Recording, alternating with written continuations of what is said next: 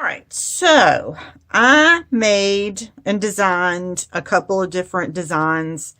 Um, it's been a while back since I did them, but these are actually layered pieces. Each color change is a different layer. So the back piece here is the white that you see all the way in the background. And then there is this dark purple piece right here. And you'll see that poking through here. And then there is the white piece. And then there is the super detailed piece here. And all of this connects on that super detailed piece. And then I also have big rounder one. These are, I call them medallions. I don't know what else to call them. They're really pretty. And I initially designed them to make stencils out of them. So I could do like paste and that kind of stuff. And then I did a snowflake, a big snowflake. And these are available for sale over in my shop. And I'm going to make some cards with these and show you how to like reduce the size of them and use them and that kind of thing. Actually, you can also foil quill these. So here is this image, and I reduced it down and I did the foil quill on it. And it's absolutely amazing. And what I'm going to do is I'm going to do a foil quill on the card and show you how to do that. And then I'm going to cut these out again in a rainbow color, I think. I'm going to do these in some rainbows and show you how to put these together. I think I'm going to do this one. They all three go together exactly the same. But I'm going to do some rainbow, and I'm going to put this one together because this one's the just the smallest one that I can keep the same size. I don't have to change the size. This is a pretty heavy, thick piece after you're done with it. When you're cutting it all out of paper and putting it together. You could do this for vinyl too if you wanted to, but I really like it out of paper because I'm a paper crafter, so that's why I made it. And then I will also show you how to cut this as a stencil and use it on a card as well. So, let's go. Okay, so when you open your file for your medallions, you have 3 different files because it comes in a zip drive, a zip file. And you have 3 different files in there, and I'm going to work in one of them. And this is the more square shaped one, and you'll have 4 different images here. And all of these are sized to fit together. So if you just wanted to, let's say, print and cut this, then what you can do is select all of them, and I'm going to go over here to my transform panel, and I'm going to center this, and that will center all of the items together. And then you could group this so that you can move it all together without worrying about it being separated or whatever. Now I'm going to undo some stuff so that they'll all be back out there. If you have a hard time determining which layer goes where, one thing I really like to do when I'm working on stuff here at the house, to be able to share with y'all, is I like to change my outline to black. And I also like to give it a little bit of weight so that it thickens it up just a tad. And then I also like to select and do different colors on things. So I'm going to do this one dark, and I'm just selecting some colors here. And I'm making sure that they're different colors so that we can see them. And there we go. And now we can actually do this and see how they all fit together. And isn't that amazing? Oops, I grabbed something I wasn't supposed to. There we go. And I'm going to do this, and this is how you size them all together as well. So if you wanted to cut this like out of 12 by 12 paper, which would be completely and totally awesome. So when it gets big, you can see all the different, you can really see the details in it when you make it really big like this. So I'm gonna undo that, shrink that back down. There we go. And I'm also going to unlayer all of that. Okay.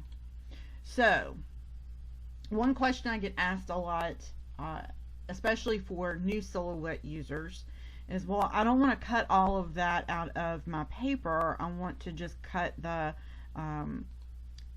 cut this particular image out of one color and then this one out of another, etc., etc. So to do that, you click on Send, and your red lines show you where your machine, what your machine is going to cut. You also see right here where it says No Cut, Cut, and Cut Edge.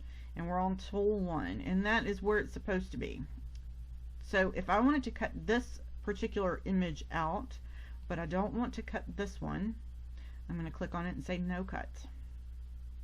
And I'm going to do that for all the other 3. And that takes all of the cut lines out. It turns them off. It doesn't take them out. It turns them off so that I have just this particular one is selected, and then I can send it to my machine. When you cut something as intricate as this, I highly recommend that you use the overcut setting. And what that does is it actually goes into these corners here and lifts the blade up and turns it to come back down.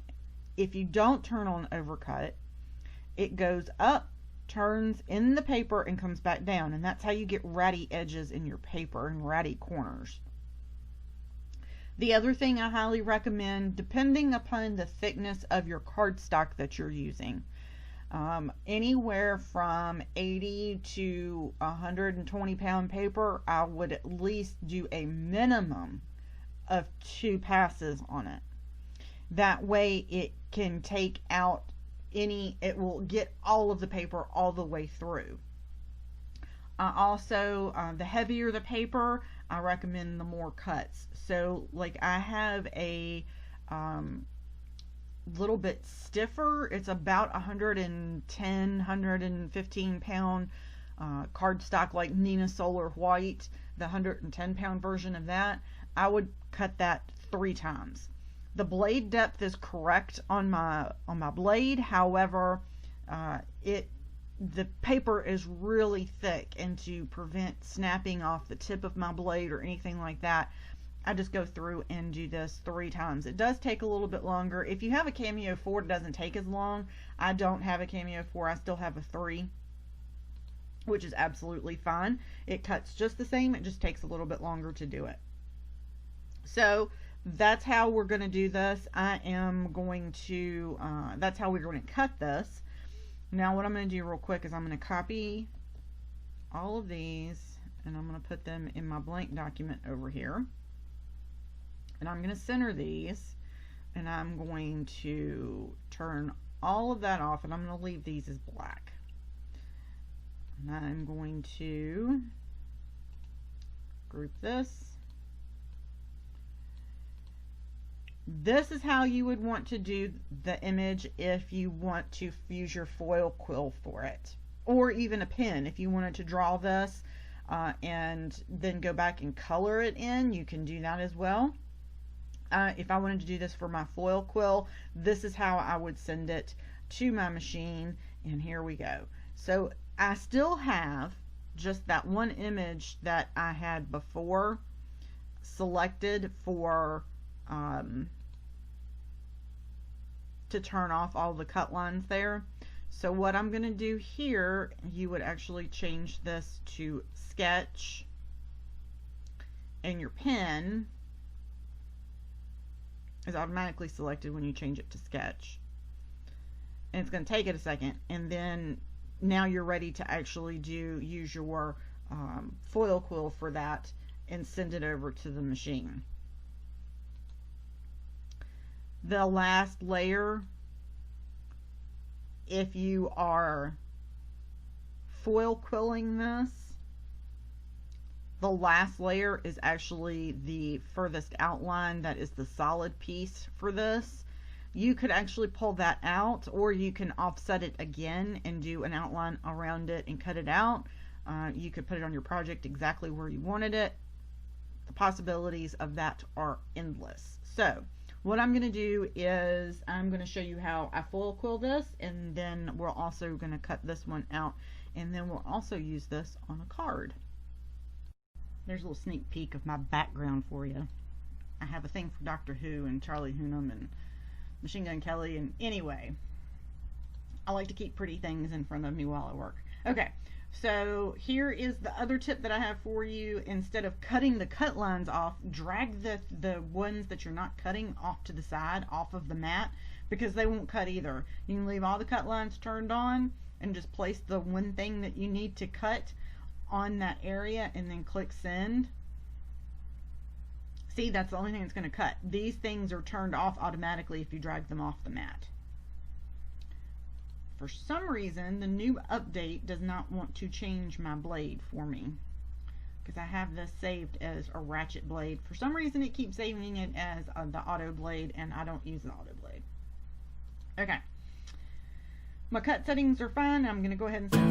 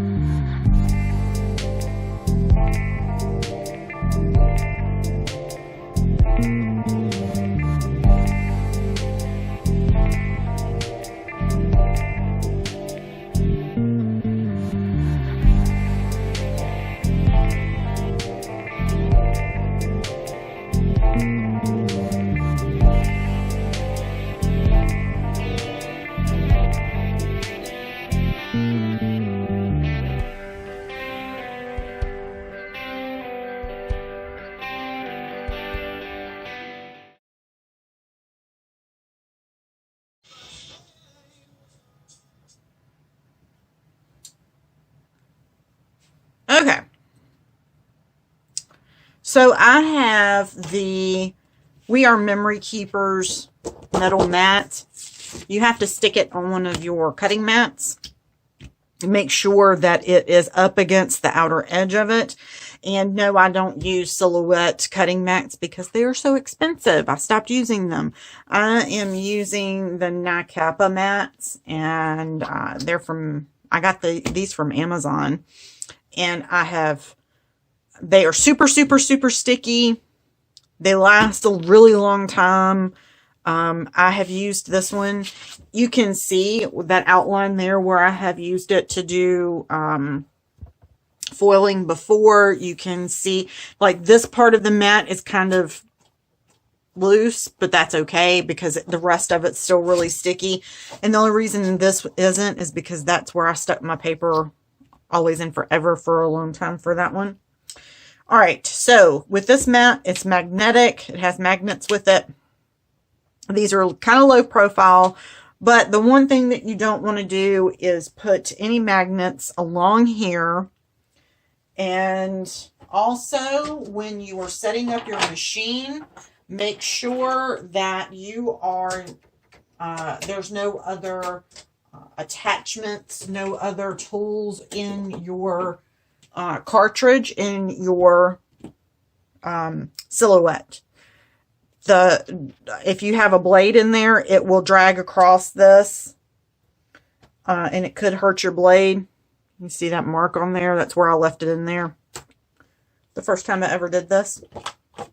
Okay, so I've also had, if you're going to do like letters and that kind of thing, for my machine, it might be different from for yours, but mine tends to do better if I'm able to do it this way instead of down the page.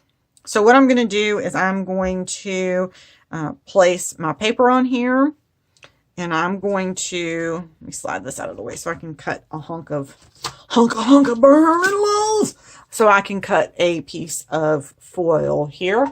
And I just take a blade. I would highly recommend, if you're going to do some larger projects like this, if you want to do them on a larger scale and foil them, then I would recommend getting the big rolls that are 12 inches, I think, of foil. I can't find any locally, and I didn't get this until last week, and I forgot that, oh, hey, maybe I should get some wider foil than what I've been using. But that's okay. We can go with what we got right here. All right, so I'm going to place this on my mat, and right now it is at position 3 inches, and 3 inches is where it is. And so that I know that that's where my the corner of this is going to be, I'm going to leave it right there. And you want to put this pretty side up. And I'm going to, that's where my paper is, and I'm going to leave this in the center here. I'm going to put this, I have this barely on the foil. And then I can use my other magnet here.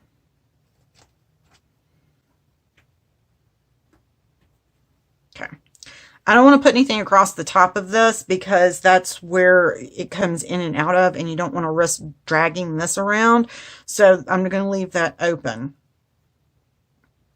All right, so where am I going to put my design? This is probably the biggest stumbling block that most people have, is how to figure out how to place your design on here so that you're not going to run out of space. Now, I'm going to shrink this down just a shade. This would actually fit on here in the size that it is, but I'm going to shrink it down just a shade to make sure that I don't have any problems with it.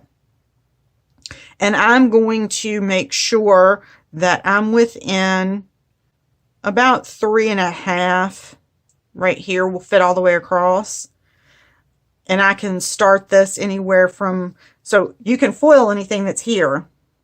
And I can put my image anywhere from about 3.5,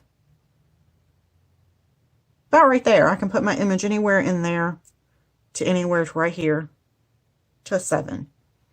So look at your grid mat on here. You know how I use my grid mat here to align things, and I don't necessarily measure things with it, but it's kind of the same principle in that you're paying attention to where all of your areas are. This had adhesive on the back of it. I forgot about that.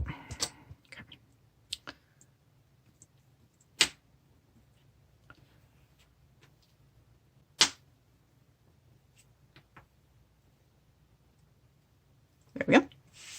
And then you are going to put this into your machine just like you normally would. And load the mat in there. And now I'm going to go over to my computer. All right, so here is the image that we're going to foil, and we have it on our board, or We Are Memory Keepers magnetic board. It's in our Cameo 3. It's all set up, and it's in about the right place that we're going to be doing this. So I'm going to send this over here, and it's ready. Yay!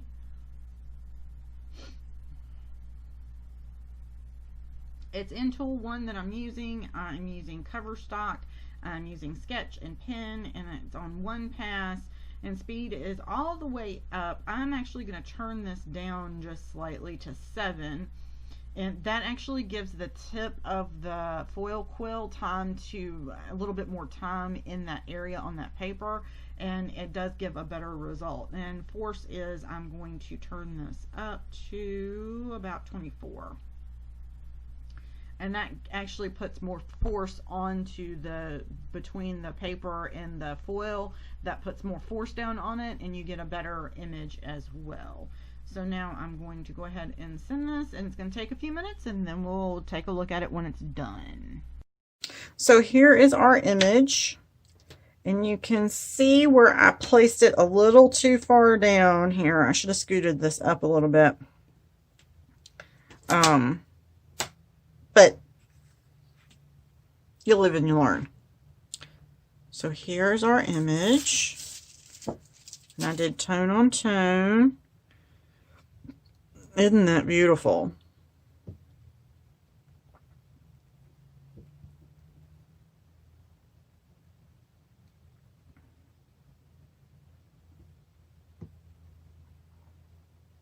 That's just really pretty. Okay. So now we're going to go over how to cut this out. All right, so we are going to do a stencil. And most stencils nowadays are about 6 by 6. So I'm going to make a square here. And I'm going to do 6 by 6 and hit enter. Whoops. I went one too far. There we go.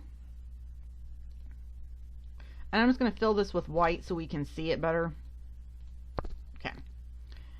Now, I have my medallion over here, and it is, let me see, it's already separated out for me. And I'm going to take the gray layer. It's not the top layer, it's the next to the top layer. And I'm going to do Control C. And then I'm going to paste it. Well, I did the wrong one. Hang on. Maybe this will be better.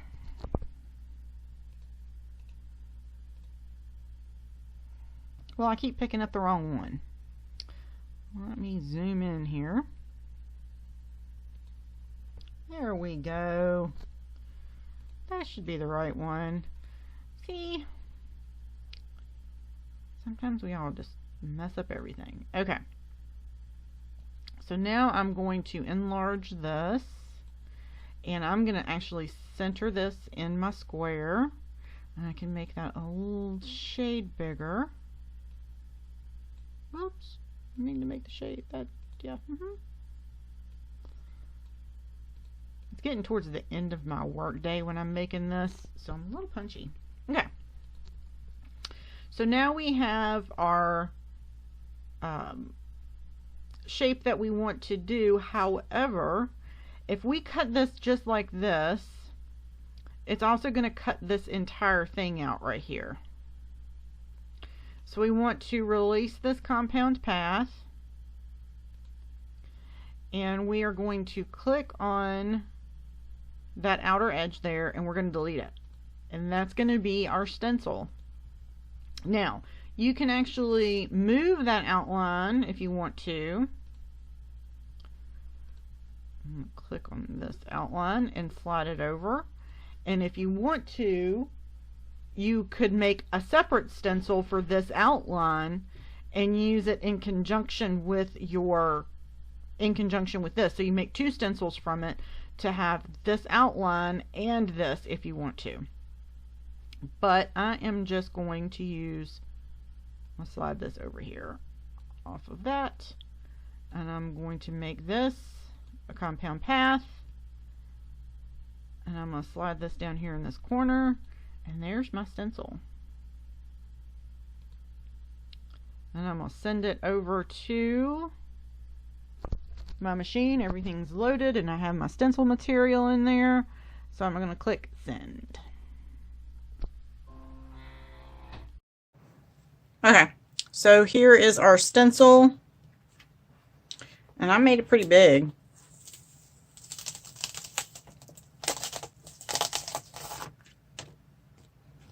So now all I have to do is pop out all these little pieces here.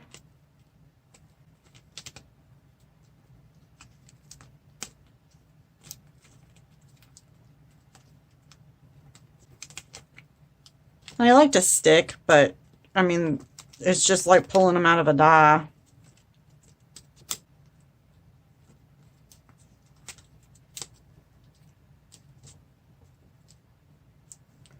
So now, if you have, you can make this out of paper as well. This is actual stencil material.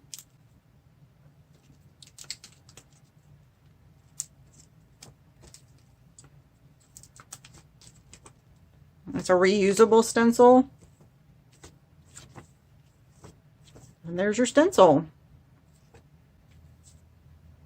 That you can use this, and of course you can use this a gazillion other ways as well. It's just, I wanted to show you 3 ways you could use these files. Make a stencil, paper layering, foil quill, and of course you could use like the top 2 layers of any of the 3 images as a detail layer. You can do whatever you want to with them and use them. Put that as a stencil as well. You can make that in a stencil too. So those are the other 2 images that are included with the medallion set. And you can do the exact same thing with that. You can do a stencil, paper stacking, foil quill, all of that stuff.